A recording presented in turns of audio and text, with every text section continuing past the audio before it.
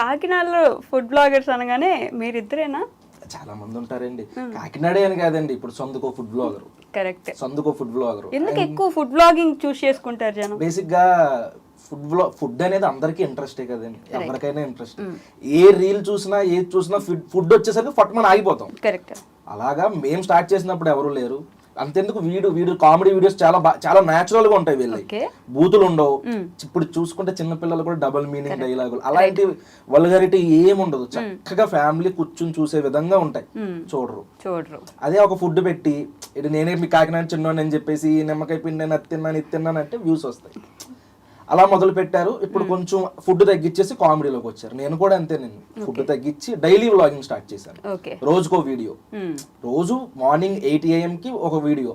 ఈ రోజుతో 300 వీడియోలు అయినాయి నాన్ స్టాప్ గా. మన తెలుగు కమ్యూనిటీలో నాకు తెలిసి నా అవగాహన ప్రకారం ఎవరు చేసి ఉండరు. డైలీ రొటీన్ నా లైఫ్ లో ఏం చేస్తాను, ఏం తింటాను, ఎక్కడికి వెళ్తాను, కొత్త ప్లేసులు చూపించడం అలాగా. ఎందుకంటే ఫుడ్ లో మీరు చూసుకుంటున్నారు కదా, ఏదైనా ఎక్కువ అయ్యేసరికి చూసే వాళ్ళకి చిరాకు వస్తుంది. దాంతో ఇంకా నేను అక్కడి నుంచి కొంచెం మెల్లమెల్లగా సైడ్ కి వస్తున్నాను. 300 అయిన తర్వాత లైవ్ పెట్టమని అడిగినట్టున్నారు. అవును, కామెంట్ లోనే ఎక్కడో అడిగారు పెట్టమని. ఏంటి పరిస్థితి మరి? పెట్టాలండి.